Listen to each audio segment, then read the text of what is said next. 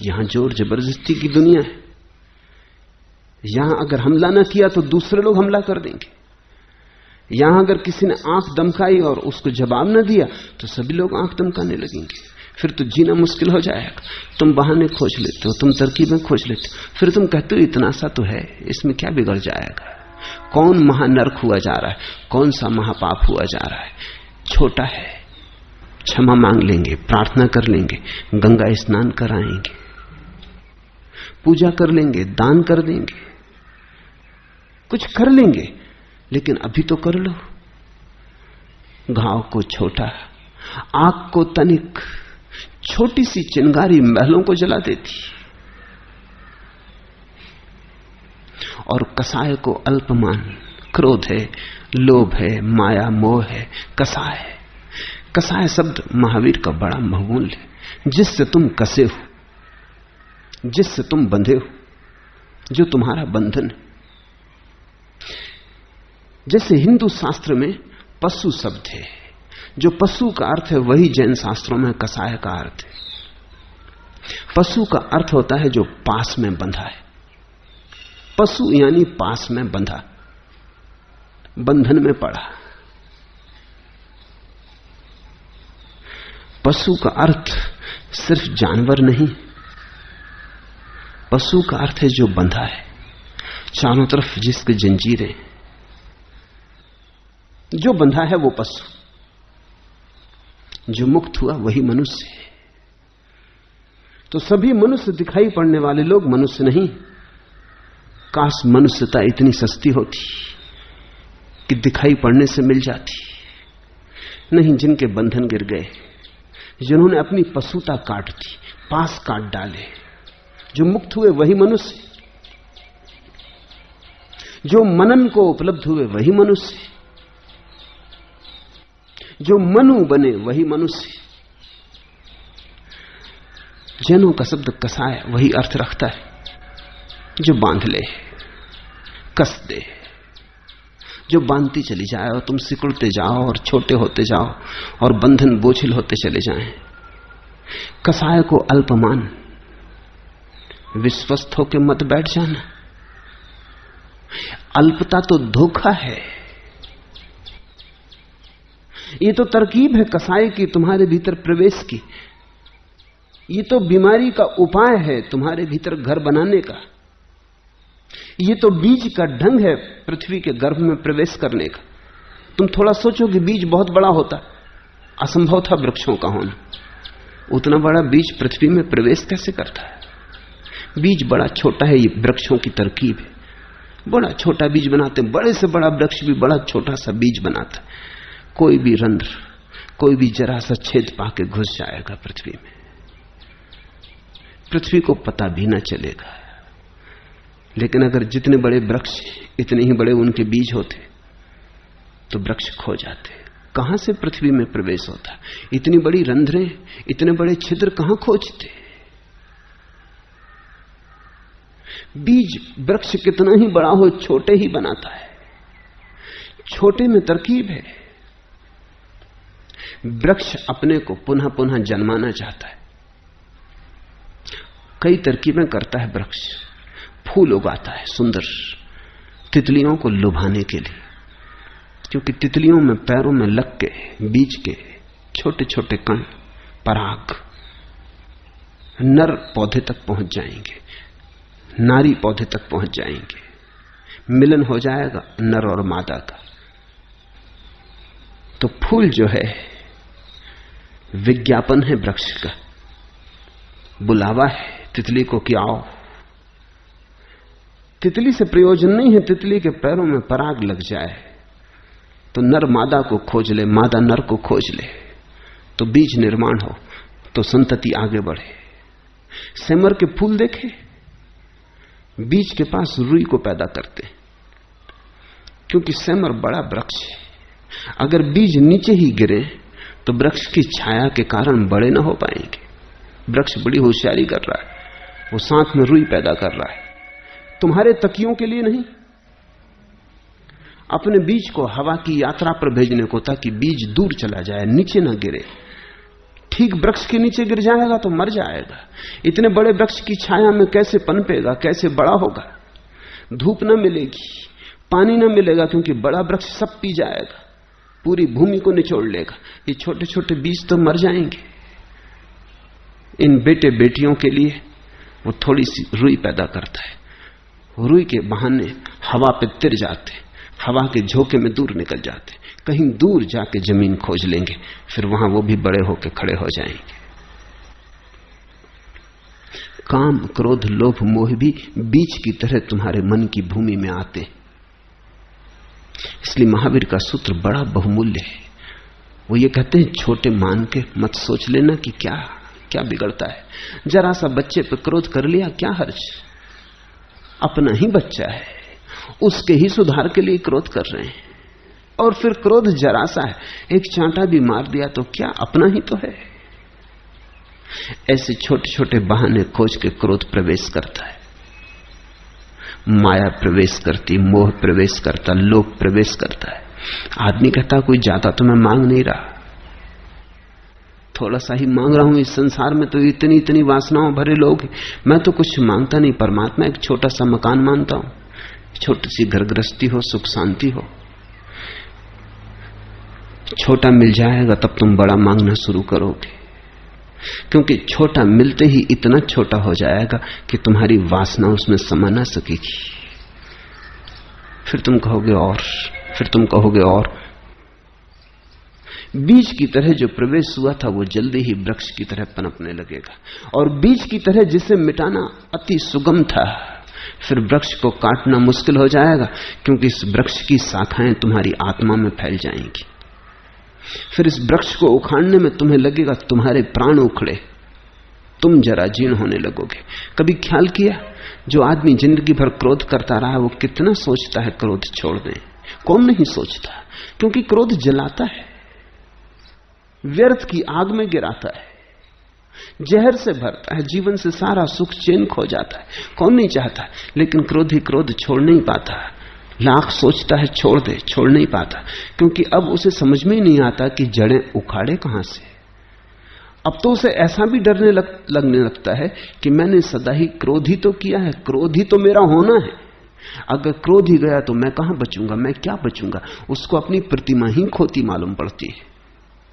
क्रोध के बिना वो अत्यंत दीन मालूम पड़ेगा। क्रोध ही उसका बल था, क्रोध में ही उसकी महिमा थी, क्रोध में ही वो दूसरों की छाती पे चढ़ गया था, क्रोध में ही उसने किसी को पराजित किया था, क्रोध में ही बाजार में प्रतियोगिता की थी, प्रतिस्पर्धा की थी, क्रोध में ही उसने बड़ा मकान बना लिया था।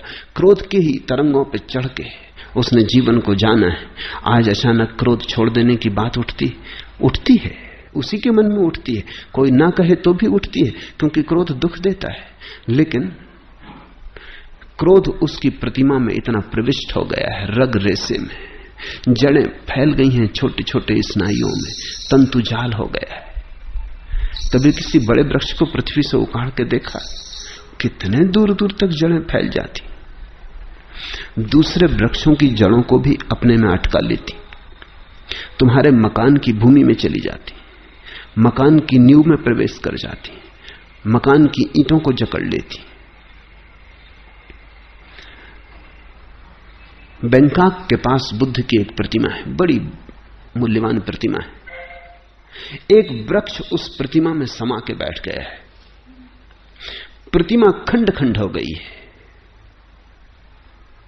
वृक्ष ने प्रतिमा के कोने कोने में जड़ें पहुंचा दी। तुम कहोगे वृक्ष को अलग क्यों नहीं कर देते, लेकिन अब वृक्ष को अलग किया कि प्रतिमा गिरेगी।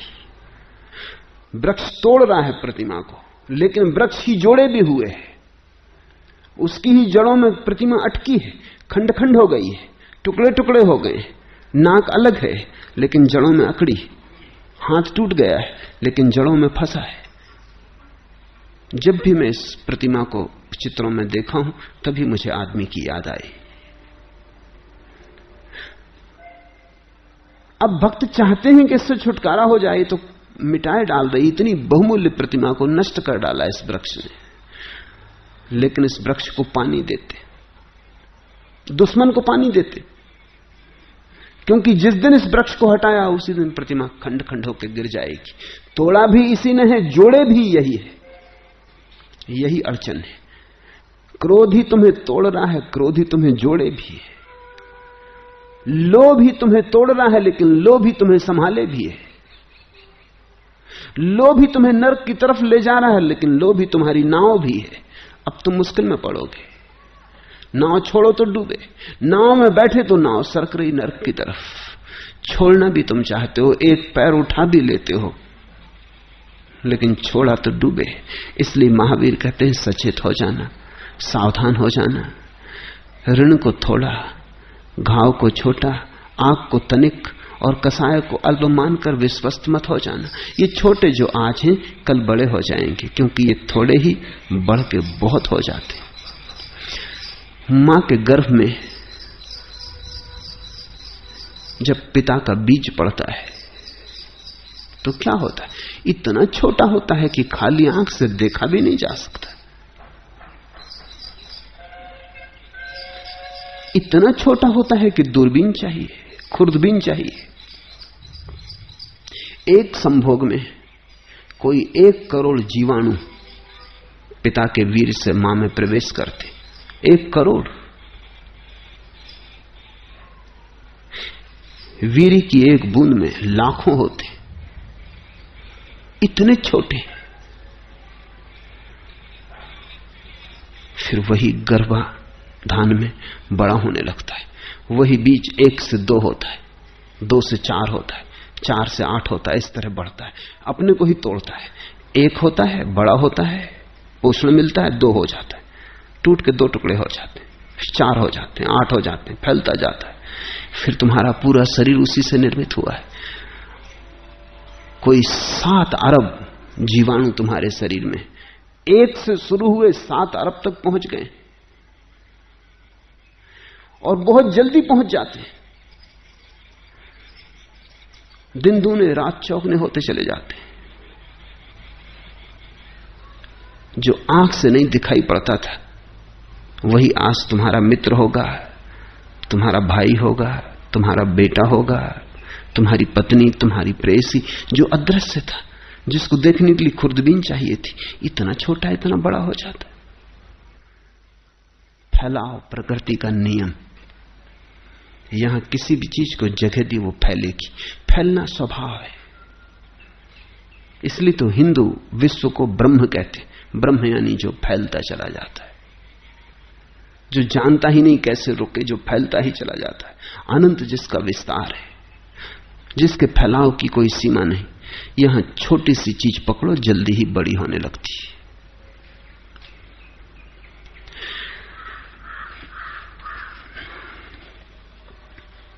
इन छोटी छोटी बातों के कारण तुम भटकते चले जाते हो। कभी कभी तुम्हें ख्याल भी नहीं होता तुम जरूरी काम से जा रहे थे। मां बीमार पड़ी थी और तुम उसके लिए दवा लेने जा रहे थे, और किसी आदमी ने रास्ते में गाली दे दी। भूल गए मां, भूल गए दवा, भूल गए इलाज, चिकित्सा। उससे झगड़ने खड़े हो गए। पहले इससे निपटारा कर लेना। चाहे इसमें मां मर जाए, लौट के घर आओ और पाओ कि मां जा चुकी, फिर चाहे पछताओ। लेकिन क्षुद्र भी, अति क्षुद्र भी, अति व्यर्थ भी जब आता है तुम्हारी आंखों में तो तुम्हें परिपूर्ण घेर लेता है। इसी तरह तो मंजिल खोती चली गई है। तुम बिल्कुल हवा की तरंगों में भटकते लकड़ी के टुकड़े हो। जहां हवा आ जाती है, जहां पानी की तरंग ले जाती, वहीं चल पड़ते हो। तुम संयोगिक हो गए हो, एक्सीडेंटल। तुम्हारे जीवन में कोई दिशा नहीं है, कोई बढ़ाव, कोई विकास, कोई गंतव्य, कोई मंजिल। कहां तुम जा रहे हो, क्यों तुम जा रहे हो, कुछ भी नहीं है। आकस्मिक घटनाएं, दुर्घटनाएं तुम्हारे जीवन की निर्णायक हो गई। कुछ भी उठाता है जिससे तुम्हारी कोई संगति नहीं, तुम वो करने में लग जाते। मैं विश्वविद्यालय में भर्ती होने गया तो मैं अपना फॉर्म भर रहा था, मेरे पास ही एक लड़का खड़ा था, वो भी भर्ती होने आया था। उसने मेरे फॉर्म में देखा, उसने कहा तो आप दर्शन शास्त्र ले रहे हैं, तो मैं भी लूंगा। मैंने कहा तो रुक, तुझे से क्या प्रयोजन है? ये बिल्कुल संयोगिक है कि मैं यहां खड़ा अपनी दरखास्त भर रहा हूं, तू भी भर रहा है। मेरी दरखास्त को एक तो देखने की कोई जरूरत नहीं, देख भी ली तो तुझे कोई विषय इसलिए लेने की जरूरत नहीं, न तू मुझे जानता है।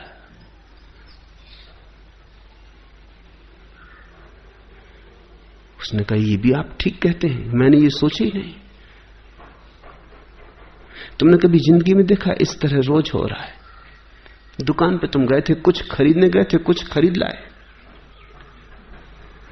क्योंकि दुकानदार बड़ा कुशल था, उसने बेच दिया कुछ। दुकान पर गए थे, दुकानदार ने कुशलता भी ना की हो, लेकिन दुकान की खिड़की में सजी हुई चीजों में कुछ चीज जच गई जिसकी तुम्हें क्षण भर पहले तक कोई भी जरूरत न थी। क्षण भर तक पहले तुम्हें सपना भी ना आया था उसका, लेकिन बस आंख में पड़ गई, सरक गए तुम। शायद जरूरी काम छोड़ के जो तुम लेने गए थे कुछ और लेके आ जाओ। तुम जो लेने जाते हो वही लेके लौटते हो। पश्चिम में मनोविज्ञान इस पर बड़ी खोज करता है कि लोग क्या खरीदते, और उन्होंने बड़ी तरकीबें खोजी और बड़े हैरानी के निष्कर्ष हाथ लगे। एक उपन्यास बिकता नहीं था, छप गया और बिका नहीं। विशेषज्ञों से सलाह ली गई, उसने कहा इस किताब का नाम बदल दो, नाम ठीक नहीं, नाम खींचता नहीं। नाम बदल दिया, किताब बिकी, ऐसी बिकी, लाखों की प्रतियों में बिकी। साल भर से छपी पड़ी थी, कोई खरीदने वाला न था। किताब वही की वही, सिर्फ नाम बदलने से कुछ भी नहीं बदला है, एक शब्द भीतर नहीं बदला है, सिर्फ कवर खोल बदल गई और किताब बिकने लगी। मनोवैज्ञानिकों ने हिसाब लगाया है कि चीजें बेचते हैं तो डब्बे का रंग क्या होना चाहिए, क्योंकि उन्होंने सब रंगों के डब्बे रख के देखे। स्त्रियां खरीदने आती हैं तो वो हिसाब लगाते हैं कि कौन से रंग से ज्यादा आकर्षित होती। कुछ रंग हैं जिनकी तरफ कोई ध्यान ही नहीं देता। अगर उस रंग का डब्बा तुमने अपनी चीज को बेचने के लिए बना लिया है तो तुम्हारा दिवाला निकलेगा। अब रंग से भीतर की चीज का कोई भी संबंध नहीं, लेकिन लोग संयोगिक हैं, लोग एक्सीडेंटल हैं। रंग उन्हें पहले खींचता है। डब्बा खाली हो तो भी चलेगा, लेकिन रंग आंख को खींच लेता है। कितनी ऊंचाई पर दुकान पर डब्बा होना चाहिए तब आंख जल्दी पकड़ में आती? 5 फीट, तो ठीक आंख की सीध में होता है। लोग ऐसे अलाल हैं कि आंख भी ऊपर उठा के कौन देखता, अगर जरा डब्बा ऊपर रखा हो या डब्बा बहुत नीचे रखा हो। तो अब तो विशेषज्ञ हैं इस संबंध में, जो बताते हैं कि तुम जब कोई चीज बना के बाजार में बेचो तो डब्बे का रंग क्या हो, कितने बड़े अक्षरों में नाम हो, कितनी ऊंचाई पर दुकान में रखा जाए, कितनी दूरी पर ग्राहक खड़ा हो, तो काउंटर कितने फासले पर बनाया जाए, बेचने वाला क्या कहे, कैसे शब्दों का उपयोग करे। क्योंकि जरा जरा सी बात, एक भिखमंगा एक घर में भीख मांगने गया, सुंदर है, स्वस्थ है, जवान है। महिला बाहर निकली और उसने कहा कि जवान हो, स्वस्थ, सुंदर हो, कोई काम क्यों नहीं करते? जिंदगी में सफल हो सकते हो, भीख मांगने की जरूरत क्या है? उस आदमी ने कहा अब तुमसे क्या कहें, दुनिया में बहुत स्त्रियां देखी, तुम जैसी सुंदर स्त्री नहीं देखी। फिल्म अभिनेत्रियां हैं लेकिन तुम्हारे मुकाबले कुछ भी नहीं। तुम इस घर में क्या कर रही हो? तुम तो फिल्म अभिनेत्री हो सकती थी। उस स्त्री ने कहा रुक रुक, मैं अभी तेरे लिए भोजन लाती हूं।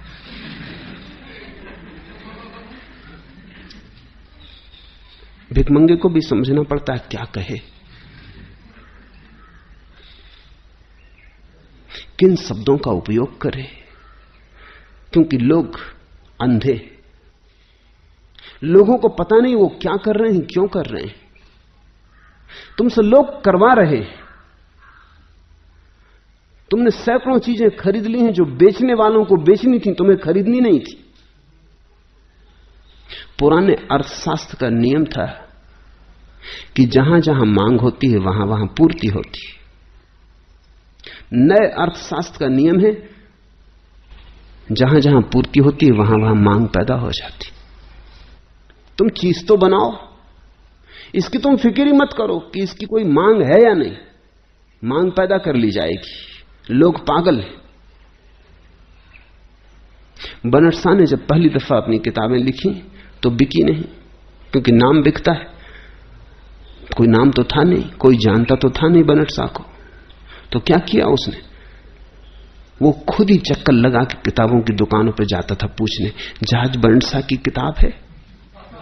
दुकानदार पूछता, कौन जहाज बनट शाह? अरे तुम्हें जहाज बनट शाह का पता नहीं? क्या खाक किताबों का धंधा करते हो? इस नाम की किताब छपी। ऐसा वो खुद ही दुकानों पर चक्कर लगाता, पता बता आता, उनको तरकीब से समझा आता। और जब उसने अपने मित्रों को भी कह दिया कि तुम जब निकलो कहीं से, कोई विशेष रूप से जाने की जरूरत नहीं, लेकिन रास्ते में अगर किताब की दुकान पड़ जाए, इतनी कृपा मुझ पर करना, पूछ लेना जहाज बनट शाह की फला फला किताब है। जब दुकानदार, कई ग्राहक आने लगे, रोज आने लगे, है कौन जहाज बनट शाह? दुकानदारों ने पता लगाया, किताबें खरीद के लाए। जहाज बनट शाह ने कहा, ऐसे मेरी किताबों का बिकना शुरू हुआ। चीज होनी चाहिए, फिर चीज के आसपास कांटा, कांटे के आसपास आटा होना चाहिए, फिर कोई ना कोई फंस जाएगा। संसार बड़ा मूढ़ है। तुम जरा जागो। महावीर का इतना ही प्रयोजन है कि तुम जरा जागो, अन्यथा ऐसे तो ये रास्ता बड़ा ही होता चला जाएगा, इसका कोई अंत ना होगा। अजल से घर में सफर हूं, मगर मुझे अब तक बिछड़ गया था मैं जिससे वो कारवां न मिला। तुम अपने स्वभाव से छूट गए हो, संयोग में उलझ गए हो। बिछड़ गया था मैं जिससे वो कारवां न मिला। अजल से घर में सफर हूं, मगर मुझे अब तक शुरू से, जगत के प्रारंभ से खोज रहा हूं अपने को, और मिल नहीं पाता हूं, क्योंकि और दूसरी चीजें बीच में मिल जाती हैं जो अटका लेती। कभी धन, कभी पद, कभी प्रतिष्ठा, कभी यश, कभी रूप, कभी रंग, कभी शब्द, कभी गंध। इंद्रियों के हजार जाल हैं, कोई ना कोई मिल जाता है, अपने घर तक पहुंच ही नहीं पाते। कोई ना कोई अटका लेता है। ध्यान रखना, कोई तुम्हें अटकाता नहीं, तुम अटकने को तैयार ही बैठे हो। कोई ना भी अटकाए तो अटकने की कोई तरकीब खोज लोगे। छोटे को छोटा मत मानना, सब चीजें बड़ी। सत्य का खोजी जीवन की रत्ती रत्ती का होश रखता है, सब चीजें बड़ी। वही करता है जो करना जरूरी है, उसी तरफ जाता है जहां जाना जरूरी है। व्यर्थ को काटता है ताकि सार्थक ही बचे। जो नहीं करना है उसे नहीं ही करता है, खिलवाड़ नहीं करता जिंदगी के साथ। जिंदगी उसकी एक साधना है, एक उपक्रम है, एक सोपान है। उसकी जिंदगी में एक दिशा है, वो कहीं जा रहा है। अगर ऐसे तुम सब दिशाओं में भागते रहे तो तुम कहीं भी ना पहुंचोगे। अगर तुम कहीं नहीं पहुंचे हो तो कारण तो खोजो। कारण यही है कि 2 कदम चलते हो बाएं तरफ, फिर दिल बदल गया, फिर 2 कदम चलते हो दाएं तरफ, तब तक फिर दिल बदल गया। तुम्हारा दिल है कि पारा है, छितर छितर जाता है, जितना पकड़ो उतना ही छितरता जाता है, सब दिशाओं में बिखर जाता है। ऐसे तुम बिखर गए हो। इस बिखरेपन के कारण आत्मा का तुम्हें कोई अनुभव नहीं होता। महावीर कहते हैं, छोटे को छोटा मत जानना, छोटा बड़ा हो जाता है। इसलिए जिससे बचना हो उसके बीजारोपण के पहले ही जागना। क्रोध प्रीति को नष्ट करता है, मान विनय को नष्ट करता है, माया मैत्री को नष्ट करती है, लोभ सब कुछ नष्ट करता है। कोहो पियम पणासेई, मानो विनय नाशनो माया मित्तानि नासेई लोहो सव्य विनाशनो। क्रोध प्रीति को नष्ट करता है। अब लोग हैं प्रेम चाहते हैं, कौन है जो नहीं चाहता? ऐसा आदमी खोजा, ऐसे प्राण तुमने कभी पाए जो प्रेम ना मांगते हो? सभी तो प्रेम के भूखे, निरपवाद रूप से सभी प्रेम के लिए प्यासे। फिर प्रेम खो कहां गया? जहां सभी लोग प्रेम चाहते हैं और जहां सभी लोग सोचते हैं कि प्रेम दें, वहां प्रेम के फूल खिलते दिखाई नहीं पड़ते। प्रेम खो कहां गया है? तो महावीर कहते हैं प्रेम प्रेम की बात करने से क्या होगा? क्रोध प्रीति को नष्ट करता है। तुम क्रोध के बीजों को तो जगह देते जाते हो और प्रेम की पुकार और गुहार मचाए रखते हो, चिल्लाते रहते हो प्रेम प्रेम प्रेम, और क्रोध के बीज पनपाए जाते हो। बोते हो जहर, अमृत की मांग करते रहते हो। फिर अगर जहर का झाड़ झंखार तुम्हारे जीवन को भर देता है और अमृत की कोई वर्षा नहीं होती, तो कसूर किसका है? उत्तरदायित्व किसका है? क्रोध प्रीति को नष्ट करता है। अगर तुम्हारे जीवन में प्रेम नहीं है तो जानना कि क्रोध होगा। चाहे बहुत बहुत करने की वजह से तुम्हें याद भी ना आती हो, अब ऐसे रग पक गए हो क्रोध में कि अब तुम्हें पहचान भी नहीं पड़ता कि क्रोध है। किसी क्रोधी को कहो, वो फौरन कहता है, कौन कहता है मैं क्रोध में? मैं क्रोध में नहीं हूं। क्रोधी भी यही कहे चले जाता है मैं क्रोध में नहीं हूं। तुम भी जब क्रोध में पकड़े जाते हो तो तुम स्वीकार नहीं करते कि मैं क्रोध में हूं। क्रोध को कोई स्वीकार ही नहीं करता और प्रेम की लोग मांग किए जाते हैं। अगर क्रोध है तो स्वीकार करो, क्योंकि स्वीकार निदान बनेगा। क्रोध है तो स्वीकार करो कि है, तो मिटाने का कोई उपाय हो सकता है। जिसे तुम स्वीकार ही ना करोगे उसे मिटाओगे कैसे? और अगर प्रेम ना हो तो महावीर का सूत्र यह कह रहा है, अगर तुम्हारे जीवन में प्रेम ना हो तो निश्चित जानना कि क्रोध है। चाहे तुम्हें पता चलता हो न पता चलता हो, पुरानी आदत हो, मजबूत आदत हो, खून में घुल मिल गई हो, क्रोध तुम्हारा स्वभाव जैसा हो गया हो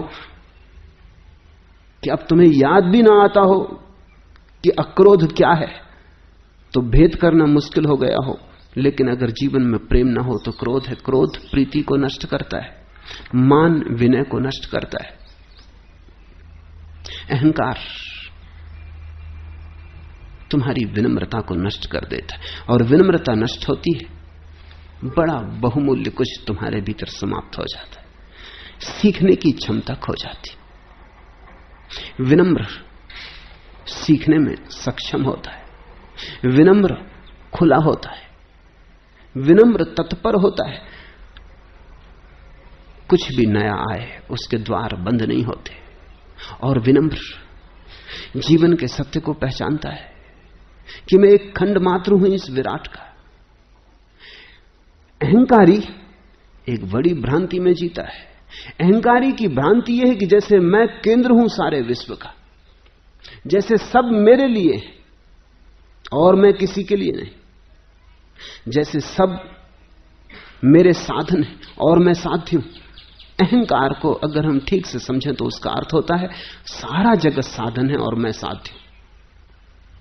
मेरे जीवन के लिए अगर सबको मरना भी पड़े तो भी उचित है, मेरे सुख के लिए अगर सबको दुखी भी होना पड़े तो भी ठीक है, क्योंकि मैं साध्य हूं और सब साधन।